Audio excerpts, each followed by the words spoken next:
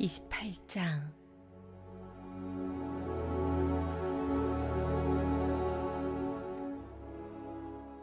이삭은 야곱을 불러 축복한 다음 이렇게 당부했다. 가나안 여인을 아내로 맞이해서는 안 된다. 당장 이곳을 떠나 밧단 아람으로 가서 내 외할아버지 부두엘의 집을 찾아가거라. 내 외삼촌 라반의 딸들 가운데서 아내를 얻도록 하여라. 그러면 강하신 하나님께서 내게 복을 주시고 수많은 자손을 주셔서 여러 민족을 이루게 하실 것이다. 아브라함의 복을 너와 내 자손에게도 주셔서 내가 살고 있는 이 땅, 하나님께서 아브라함에게 주신 이 땅을 네가 차지하게 하실 것이다. 이삭은 야곱을 떠나보냈다. 야곱은 밧단 아람으로 가서 아람 사람 버두엘의 아들인 라반을 찾아갔다. 라반은 야곱과 에서의 어머니인 리브가의 오라버니였다. 에서는 이삭이 야곱을 축복하고 밧단 아람으로 보내서 거기서 아내를 얻으라고 한 것과 그를 축복하면서 가나안 여인과 결혼하지 말라고 당부한 것, 그리고 야곱이 부모의 말에 순종하여 밧단 아람으로 떠난 것을 알게 되었다. 아버지 이삭이 가나안 여인을 얼마나 싫어하는지 알게 된 에서는 이스마엘에게 가서 아브라함의 아들 이스마엘의 딸이요 느바요스의 누이인 마할랏과 결혼했다. 마할랏 외에도 그는 이미 여러 아내를 두고 있었다.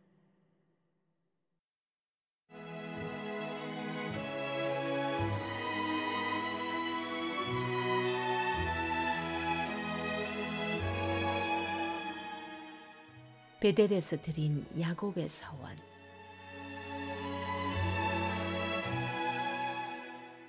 야곱은 브엘세바를 떠나 하란을 향해 갔다.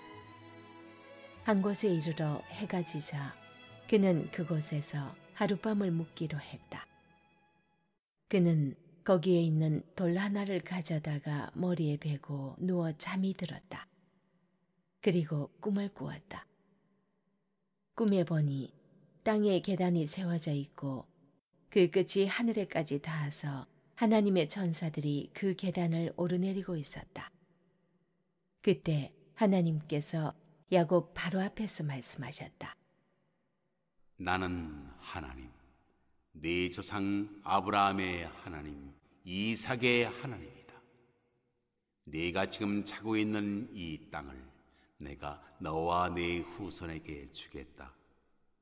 네 후손이 땅의 먼지처럼 많아질 것이며 서쪽에서부터 동쪽에 이르기까지 그리고 북쪽에서부터 남쪽에 이르기까지 퍼져나갈 것이다. 땅의 모든 민족이 너와 네 후손으로 인하여 복을 받게 될 것이다. 참으로 내가 너와 함께 있어 네가 어디로 가든지 너를 지키며 너를 다시 이 땅으로 데려오겠다. 내가 네게 약속한 것을 다 이루기까지 내가 너를 떠나지 않겠다. 야곱이 잠에서 깨어나 말했다. 하나님께서 이곳에 계시는데 내가 정말 그것을 몰랐구나. 그는 경외감에 사로잡혀 작은 소리로 말했다. 믿기지 않아. 이 얼마나 놀랍고 거룩한 곳인가. 이곳이 바로 하나님의 집이며 여기가 바로 하늘의 문이다. 야곱은 아침 일찍 일어나서 베개로 삼았던 돌을 가져다가 기념기둥으로 세우고 그 위에 기름을 부었다. 그러고 나서 그곳의 이름을 하나님의 집이라는 뜻의 베델이라고 했다. 그 전까지 그 성읍의 이름은 루스였다. 야곱은 이렇게 서원했다. 이제 시작하는 이 여정에서 만일 하나님이 저와 함께 계셔서 저를 지키고 보호하시며 먹을 것과 입을 것을 마련해 주시고 저로 무사히 제 아버지 집에 돌아가게 해주시면 하나님께서는 제 하나님이 되실 것입니다. 제가 기념으로 세운 이 돌기둥은 이곳을 하나님이 사시는 곳이라 말해주는 표석이 될 것입니다. 그리고 하나님께서 제게 무엇을 주시든지 그 10분의 1을 하나님께 되돌려드리겠습니다.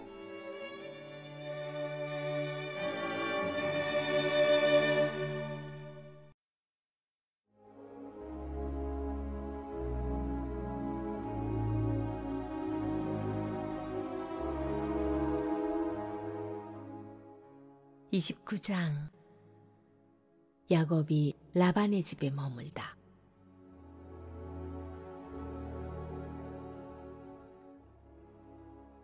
야곱이 다시 길을 떠나 동방 사람들의 땅에 이르렀다. 그가 보니 넓은 들에 우물이 있고 세 무리의 양떼가 우물 주위에서 자고 있었다. 이 우물은 양떼에게 물을 먹이는 공동 우물이었다. 우물 입구는 큰 돌로 덮여 있었다. 양떼가 다 모이면 목자들이 우물에서 돌을 굴려 양떼에게 물을 먹였고, 물을 먹인 뒤에는 다시 돌을 제자리로 굴려서 우물을 덮어두곤 했다. 야곱이 말했다. 여보시오, 당신들은 어디서 왔습니까? 그들이 말했다. 하란에서 왔습니다. 나홀의 손자 라반이라는 분을 아십니까? 예, 압니다. 야곱이 계속해서 물었다. 그분은 잘 지내고 계시는지요? 그들이 대답했다. 아주 잘 지내고 있습니다. 저기 그의 딸 라헬이 양떼를 몰고 오는군요. 야곱이 말했다. 아직 해가 한창인데 지금은 양을 모을 때가 아니지 않습니까? 양떼에게 물을 먹이고 나서 돌아가 풀을 더 먹이는 것이 어떨까요? 그들이 대답했다. 우리는 그렇게 할 수가 없답니다. 목자들이 이곳에 다 도착한 뒤에야 물을 먹일 수 있습니다. 우물에서 돌을 굴려내려면 모두가 힘을 합쳐야 하거든요. 그러고 나서야 양떼에게 물을 먹일 수 있습니다. 야곱이 그들과 대화하고 있을 때 라헬이 아버지의 양떼를 몰고 왔다. 그녀는 양을 치고 있었다. 야곱은 자기 외삼촌 라반의 딸 라헬을 알아보았다. 야곱은 그녀가 외삼촌 라반의 양떼를 이끌고 도착한 것을 보자마자 다가가서 혼자 힘으로 우물 입구에서 돌을 굴려내고 외삼촌 라반의 양떼에게 물을 먹였다. 그러고 나서 야곱은 라헬에게 입맞추고 울음을 터뜨렸다. 그는 자신이 그녀 아버지의 친척이며 리브가의 아들임을 라헬에게 밝혔다.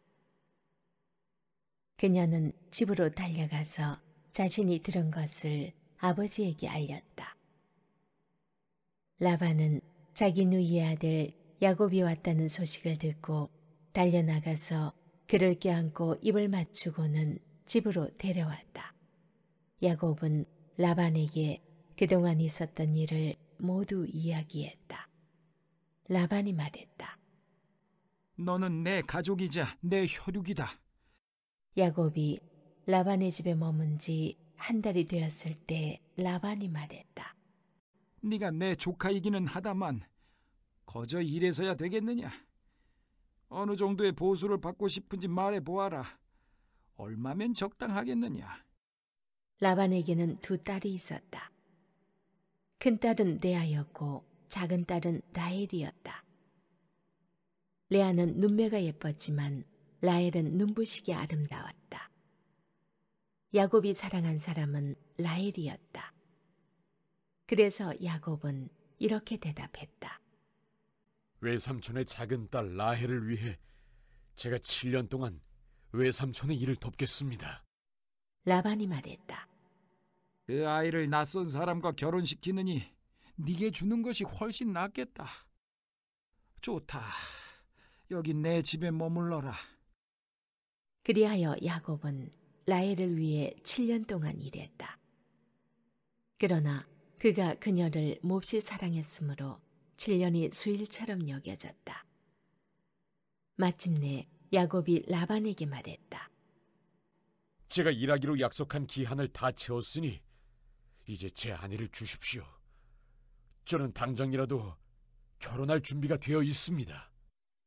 라반은 주위 사람들을 모두 초청하여 성대한 잔치를 베풀었다. 하지만 저녁이 되자 그는 자기 딸 레아를 데려다가 신방에 들여보냈고 야곱은 그녀와 잠자리를 같이 했다. 라반은 여종 실바를 딸 레아에게 몸종으로 주었다. 아침이 되어 보니 신방에 레아가 있었다. 야곱이 라반에게 따져 물었다. 아니, 제게 무슨 일을 하신 겁니까? 제가 라헬을 얻겠다고 이 모든 기간을 일한 것이 아닙니까? 외삼촌은 어째서 저를 속이셨습니까? 라반이 말했다. 우리 지역에서는 그런 식으로 하지 않는다네. 작은 딸을 큰 딸보다 먼저 결혼시키는 법이 없지. 신혼 첫 주를 즐기게. 그러면 다른 딸도 자네에게 주겠네. 그러나 그 값으로 7년을 더 일해야 할 것이네. 야곱은 그렇게 하기로 했다. 신혼 첫 주를 지내자 라반은 자기 딸 라헬을 야곱에게 주어 그의 아내가 되게 했다. 라반은 여종 비라를 딸 라헬에게 몸종으로 주었다. 야곱은 라헬과 잠자리를 같이 했다. 야곱은 레아보다 라헬을 더 사랑했다. 그가 다시 7년 동안 라반을 위해 일했다. 하나님께서 레아가 사랑받지 못하는 것을 아시고 그녀의 태를 열어주셨다. 그러나 라헬은 아이를 갖지 못했다. 레아가 임신하여 아들을 낳았다. 그녀는 아이의 이름을 보라 사내아이다라는 뜻의 르우벤이라 하고 이렇게 말했다. 이것은 하나님께서 나의 불행을 보셨다는 증거다. 이제 내 남편이 나를 사랑해 줄 것이라는 증거나 다름없어. 레아가 또 임신하여 아들을 낳았다.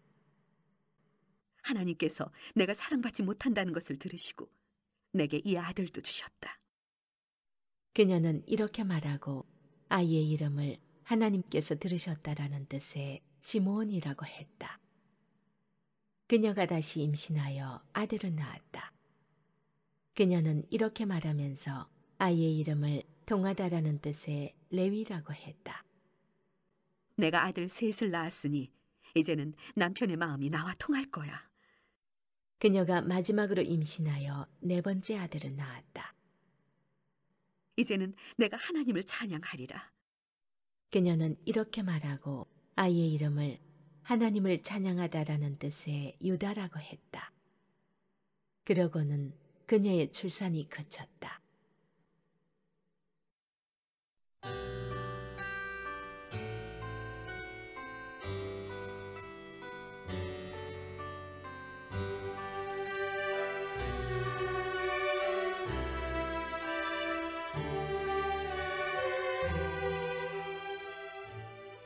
(30장)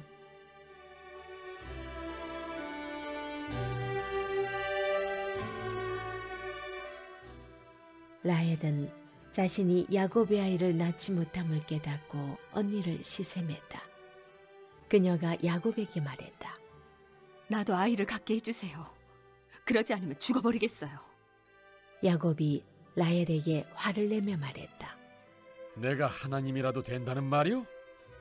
내가 당신이 아이를 갖지 못하게 하기라도 했다는 말이오? 라헬이 말했다. 내 몸종 비라가 있으니 그녀와 잠자리를 같이 하세요. 그녀가 나를 대신해 아이를 낳으면 내가 그녀를 통해 아이를 얻어 집안을 이어나갈 수 있을 거예요. 그녀는 자신의 몸종 비라를 야곱에게 아내로 주었고 야곱은 비라와 잠자리를 같이 했다. 비라가 임신하여 야곱의 아들을 낳았다. 라헬이 말했다. 하나님께서 내 편에서 나를 변호해 주셨다. 하나님께서 내 말을 들으시고 내게 아들을 주셨어. 그녀는 아이의 이름을 변호라는 뜻의 단이라고 했다. 라헬의 몸중 비라가 또 임신하여 야곱에게서 두 번째 아들을 낳자 라헬이 말했다. 내가 온 힘을 다해 언니와 싸워서 이겼다. 그러고는 아이의 이름을 싸움이라는 뜻의 납달리라고 했다. 레아는 자신이 더 이상 아이를 낳을 수 없다는 것을 알고 자신의 몸종 실바를 야곱에게 아내로 주었다. 실바가 야곱의 아들을 낳자 레아가 이렇게 말하면서 아이의 이름을 행운이라는 뜻의 갓이라고 했다. 참 다행이구나. 레아의 몸종 실바가 야곱에게서 두 번째 아들을 낳자 레아가 말했다. 참 행복한 날이다. 여자들이 나의 행복을 보고 축하해 줄 거야. 그러고는 아이의 이름을 행복하다라는 뜻의 아셀이라고 했다. 밀수확이 있던 어느 날 르우벤이 들에서 합 한 채를 발견하고는 그것을 집으로 가져와 자기 어머니 레아에게 주었다. 라헬이 레아에게 물었다. 언니의 아들이 가져온 합 한 채를 좀 얻을 수 있을까요? 레아가 대답했다. 내게서 남편을 빼앗아간 것으로는 부족하더냐? 그래서 이제는 내 아들이 가져온 합 한 채까지 원하는 거냐? 라헬이 말했다. 좋아요. 언니의 아들이 가져온 사랑의 열매를 얻는 대신에 오늘 밤 그이가 언니와 잠자리를 같이 하게 해주지요. 그날 저녁에 야곱이 들에서 돌아오자 레아가 그를 맞이하며 말했다. 오늘 밤에는 나와 잠자리를 같이 해요. 내 아들이 구해온 합 한 채를 주고 당신과 하룻밤을 보내기로 했어요. 그래서 야곱은 그날 밤 레아와 잠자리를 같이 했다. 하나님께서 레아의 말에 귀 기울여 주셔서 레아가 임신하여 야곱에게서 5번째 아들을 낳았다. 그녀가 말했다. 내 몸종을 남편에게 주었더니 하나님께서 내게 갚아주셨다. 그녀는 아이의 이름을 교환했다라는 뜻의 이사갈이라고 했다. 레아가 또 임신하여 야곱에게서 6번째 아들을 낳고 말했다. 하나님께서 내게 큰 선물을 주셨다. 내가 아들 6을 낳았으니 이제는 남편이 나를 존중해 줄 거야. 그녀는 아이의 이름을 스불론이라고 했다. 그녀는 마지막으로 딸을 낳고 아이의 이름을 디나라고 했다. 그때에 하나님께서 라헬을 기억하셨다. 하나님께서 그녀의 말에 귀 기울이시고 그녀의 태를 열어주셨다. 그녀가 임신하여 아들을 낳고는 말했다. 하나님께서 나의 수치를 없애주셨다. 하나님께서 내게 아들을 더 주시면 좋으련만. 그녀는 이렇게 기도하며 아이의 이름을 도하다라는 뜻의 요셉이라고 했다.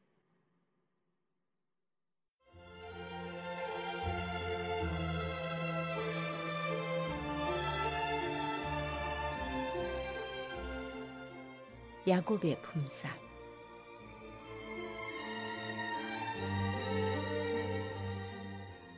라헬이 요셉을 낳은 뒤에 야곱이 라반에게 말했다.